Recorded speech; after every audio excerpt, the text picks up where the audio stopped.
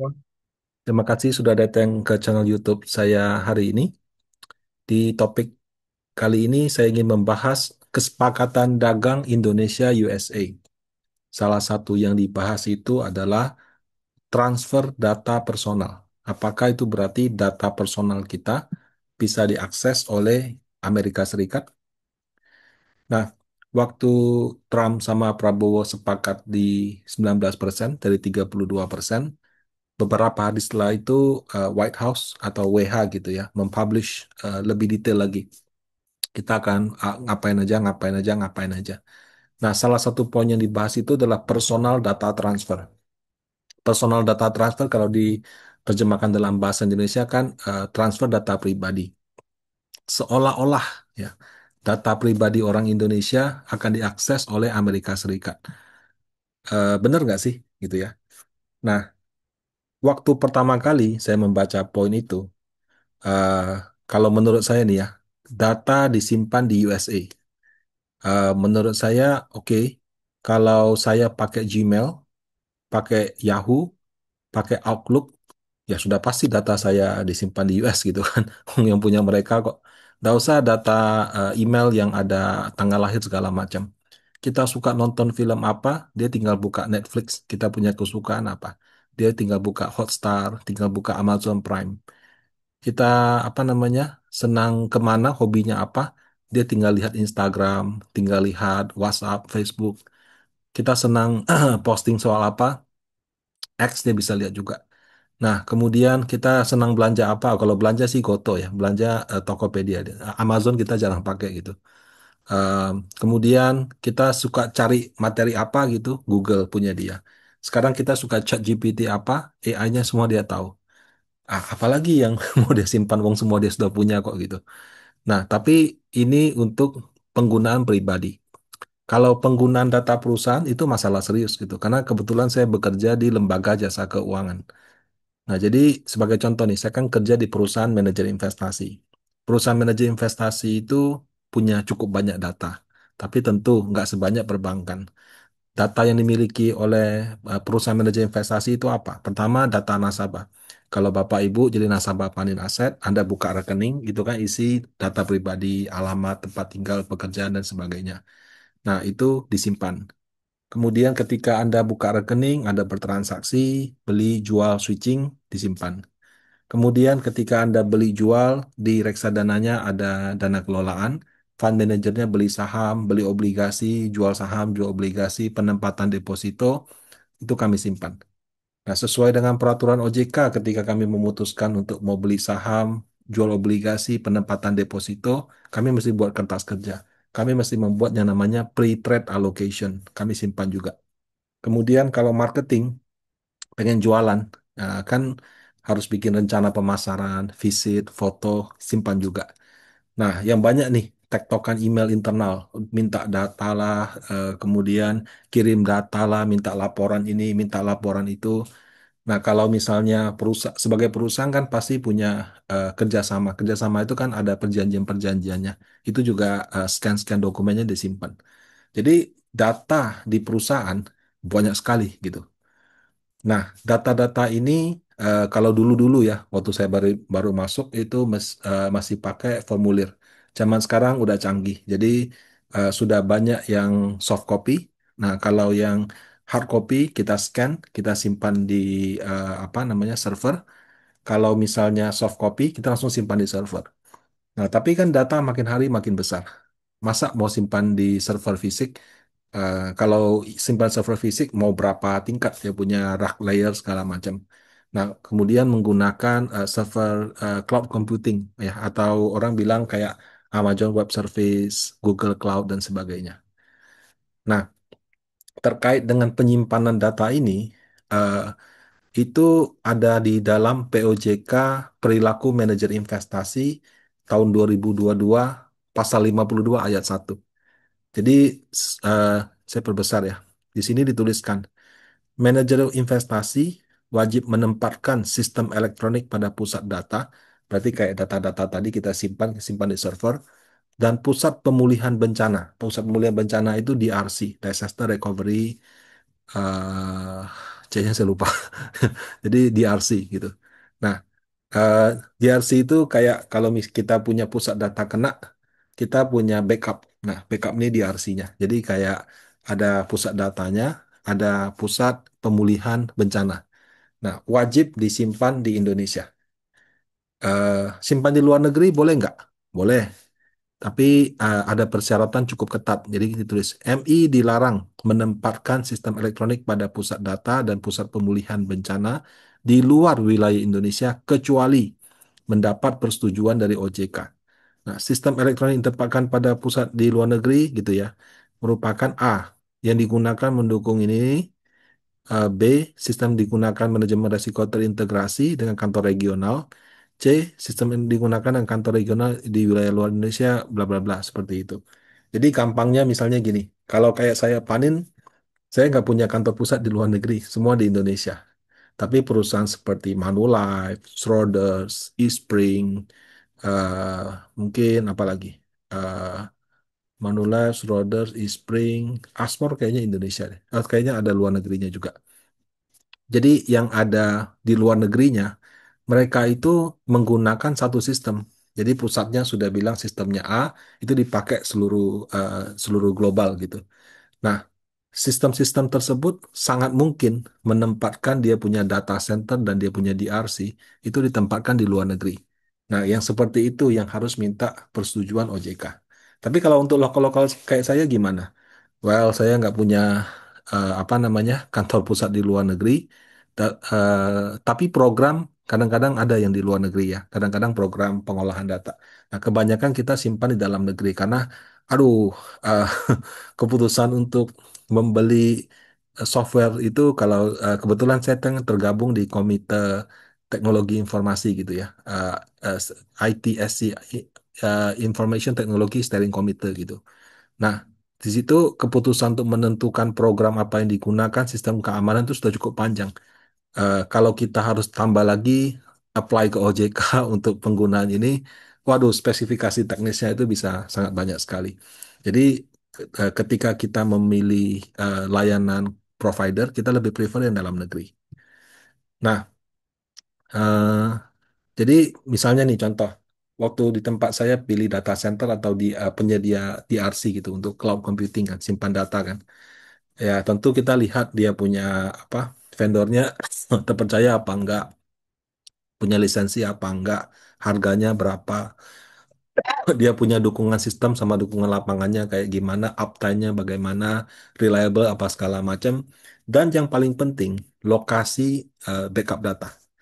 Nah, jadi kalau kita simpan fisik, kita kan beli servernya. Kalau kita simpan di cloud, tetap seseorang yang beli servernya. Cuma dia pakai apa teknologi sehingga transfer data simpan di dia punya server yang entah di mana. Dia sebutnya cloud computing. Sebetulnya ada ada tempatnya itu semua perusahaan pakai di situ. Nah, eh, dan pada praktek yang umum itu pasti di backup. Nah, kalau kita simpan di server di data center, pasti data centernya backup karena kalau misalnya antisipasi ada kebakaran atau apa, ini mati, langsung dia bisa segera backup. Nah, yang jadi masalah backup untuk eh, penyedia cloud computing yang di luar negeri ya, Google Cloud, Amazon Web Service, Microsoft Azure, dia tidak menjamin dia backupnya di Indonesia. Nah, itu yang jadi concern di tim IT. Karena kalau sampai, oke, dia bilang dia punya data center di Jawa gitu, Jawa Barat atau di Jawa Tengah gitu, simpan di situ. Nah, pada saat dia melakukan replikasi data, sehingga dia punya data cadangan, sehingga ada apa-apa dengan sini, langsung dia nyala kembali, itu garanti nggak di Indonesia? Sayang sekali, eh, dalam diskusi beberapa waktu lalu, eh, belum berani yang memberikan garansi tertulis. Nah, oleh karena itu kadang-kadang ya semuanya sudah cocok, tapi kita nggak bisa pilih itu. Kita terpaksa pilih yang bisa memberikan garansi tertulis penyediaan data centernya hanya ada di Indonesia. Nah, tadinya nih saya berpikir, oh jangan-jangan kalau ada perjanjian ini bisa di bypass gitu. Ya, memang sebutannya data pribadi, personal data. Tapi personal data itu bukan cuma alamat email atau apa. Data-data komersial itu juga masuk dalam personal data. Karena Undang-Undang Perlindungan Data Pribadi itu pada dasarnya adalah kalau kita perusahaan, kita mengumpulkan data, itu mengatur bagaimana kita eh, mengumpulkan data, kemudian bagaimana kita menyimpan data, bagaimana data tersebut diproses, dan kemudian bagaimana data tersebut dimusnahkan. Jadi dari pengumpulan data, penyimpanan data, kemudian data diproses, dan kemudian kalau misalnya sudah melewati batas waktu atau apa, kita putuskan mau di-destroy, proses destroy datanya seperti apa. Nah, eh, adanya undang-undang PDP itu memastikan jangan sampai dalam proses ini ada kebocoran data. Nah, itu kurang lebih tentang seperti itu. Dan terkait dengan hal tersebut juga ada ISO-nya. Jadi ada ISO khusus untuk bagaimana perusahaan melakukan manajemen data itu. Nah, tadinya sekali lagi saya berpikir kesepakatan ini membypass, artinya penyimpanan data ini boleh nih di backup di luar negeri. Jadi kayak pasal POJK perilaku MI itu bisa bisa saya kesampingkan.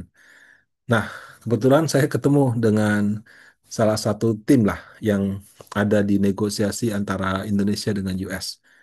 Dia jelaskan, oh saya baru ngerti. Rupanya bukan ini maksudnya. Nah, ini lebih ke data komersial ketika melakukan impor ekspor barang gitu. Nah, jadi dia kasih analogi seperti ini. Misalkan Indonesia kan banyak ekspor tekstil ke US. Nah, eh, dalam dokumen ekspor biasanya kan, oh ini isinya apa? Udang. Sorry, ini baju gitu. Baju, udang atau apa gitu. Nominalnya berapa, beratnya berapa, dikirim kemana. Nah, US dia bilang, wah sorry nih, saya minta data yang lebih lengkap. Contohnya, baju ini isinya baju. Yang produksi di PT apa? Di mana? PT ini bahan bakunya dia pakai berapa persen dari Indonesia, berapa persen dari luar negeri. Kalau dari luar negeri vendornya siapa? Kemudian nanti kalau dibeli sama ini, dia jual ke konsumen di US atau dia jual lagi ke tempat lain. Kemudian ini produk, maksudnya mau dipakai untuk kegunaan apa? Jadi pertanyaannya banyak. Kenapa? Karena dia tuh menghindari yang namanya transshipment. Transshipment itu ibaratnya misalnya saya ekspor baju ke US, saya bilang produksi dari Cimahi gitu. Oh enggak, ternyata saya ke Shenzhen atau ke Guangzhou gitu kan. Saya beli murah gitu, masukin ke Indonesia, kancingnya saya tambahin dua, labelnya saya ganti, made in Indonesia gitu. Eh, jadi kalau Cina ekspor ke US kan kena 40%, Indonesia kenanya 19%. Jadi saya memanfaatkan itu, saya beli dari China, saya ambil cuan dikit, kemudian saya tambahin kancing dua, saya jual ke US. Eh, Kalau saya ditanya detail seperti itu, ya tentu kan kebongkar kan. Oh, kamu bilang ada pabrik, nggak ada tuh pabriknya, kapasitinya nggak cukup. Bahan bakunya ambil dari mana nih? Nah, jadi hal-hal tersebut itu bisa mengurangi resiko terjadinya transshipment ilegal gitu ya. Karena sudah pasti kalau ada negara rate-nya sekian, ada yang lebih rendah, itu orang yang pintar itu ya udah saya dagang aja, saya beli dari sana, saya kirimnya dari sini. Jadi seolah-olah untuk mengaburkan country of origins. Nah, eh, jadi tujuan daripada pengungkapan data itu adalah seperti ini. Nah, selama ini Bapak Ibu ya, selama ini itu datanya tidak diberikan. Kenapa? Alasannya, oh ini kan data perusahaan. Kalaupun saya ada nih rahasia gitu. Nah, ada undang-undang perlindungan data pribadi. Jadi eh, dengan adanya kesepakatan ini dianggap boleh diberikan. Kalau kamu nggak mau berikan, oke simple. Kamu saya nggak mau terima barang kamu. Nah, kalau buat Indonesia, menurut saya ini peluang yang bagus. Kenapa? Karena China mungkin dia punya teknologi untuk memproduksi barang dengan harga yang sangat efisien.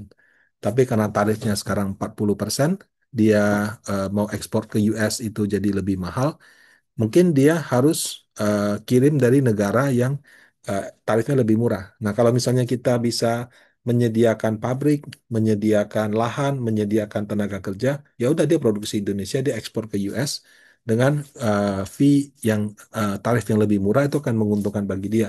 Sehingga kita bisa memanfaatkan ini untuk mengundang negara-negara yang kalau dari negara dia lebih mahal biaya ekspornya, tarif impornya ya. Kalau di sini mungkin jadi lebih murah. Nah, itu menurut saya peluang yang bagus. Nah, jadi pertanyaan lagi, Kalau data-data tadi dikasih ke US, melanggar Undang-Undang Perlindungan Data Pribadi nggak? Jadi di Indonesia namanya PDP, kalau di luar negeri namanya PDP juga, ya Personal Data Protection. Nah, kalau ini yang dijelaskan oleh beberapa pejabat pemerintah, gitu. Eh, jadi di sini pasal 56, pengendali data pribadi. Jadi misalnya saya eksportir, kan saya punya datanya. Oh, ini dari pabrik ini sekian-sekian gitu. Dapat melakukan transfer data pribadi kepada pengendali data pribadi dan atau prosesor data pribadi di luar wilayah hukum negara Republik Indonesia sesuai dengan ketentuan perundang-undangan. Nah, kemudian di sini eh, kedudukan pengendali yang menerima data pribadi memiliki tingkat pelindungan data pribadi yang setara atau lebih tinggi dibandingkan dengan yang diatur oleh undang-undang ini. Nah, jadi selama di Indonesia tadi saya bilang kan ada ISO. ISO itu untuk menunjukkan bahwa perusahaan itu sudah menjalankan pelindungan data pribadi, manajemen keamanan data. Nah, kalau misalnya kita mengakui nih perusahaan di US itu juga punya ISO yang serupa, nah maka kita boleh transfer ke sana. Kenapa? Karena di sana juga sudah menjalankan kegiatan pelindungan data yang setara atau bahkan levelnya lebih tinggi daripada Indonesia. Nah, dalam hal ini eh, US kita anggap sudah memenuhi. Nah, jadi prinsipnya sama kayak mungkin analoginya kayak halal gitu. Indonesia kan yang halal yang kasih itu lembaga halal Indonesia. Di Jepang juga ada lembaga halal, di Singapura juga ada lembaga halal, di US mungkin juga ada lembaga halal gitu. Nah, apakah barang US yang sudah dapat cap halal boleh langsung masuk ke Indonesia? Maunya Trump, ya udah, saya punya standar, saya jelaskan. Kalau misalnya sama atau lebih bagus dari punya kamu, pada saat barang saya masuk, saya nggak usah sertifikasi halal lagi, karena dari negara saya sudah diakui. Nah, kurang lebih untuk pelindungan data pribadi juga sama. Jadi data-data tersebut, ketika kita mau kasih ke US, selama perusahaan US itu sudah punya standar pelindungan data, kita bisa kasih nggak apa-apa. Ya, karena tujuannya sekali lagi untuk menghindari transshipment ilegal. Ya. Nah, selain transshipment ilegal, ini juga menghindari misalnya kalau barang yang diekspor itu ternyata bahan baku untuk peledak, ya pupuk misalnya dipakai untuk peledak kan bisa. Senjata gitu ya. Kita kan banyak ekspor komponen-komponen import sorry komponen mesin dari US. Itu kan kalau misalnya dipakai untuk barang berbahaya bagaimana? Nah, jadi kurang lebih seperti itu. Nah, yang saya tangkap ya, jadi kesepakatan data pribadi, data personal itu adalah tentang itu. Nah, eh, jadi maaf juga jangan kegeeran gitu. eh, US mau ambil data pribadi orang Indonesia. Wong dia sudah punya kok. Kita buka IG, buka address apa, like cewek cantik mana, cowok ganteng yang mana, yang hobinya suka olahraga, pilates, lari, sepeda, apa namanya, nonton film apa, semua dia sudah punya gitu. Jadi eh, untuk apa dia punya, dia minta itu data lagi? Kalau menurut saya yang dia perlukan dan memang dalam konteks perdagangan itu lebih ke data-data yang sifatnya komersial. Nah, demikian pembahasan saya. Semoga bermanfaat. Terima kasih.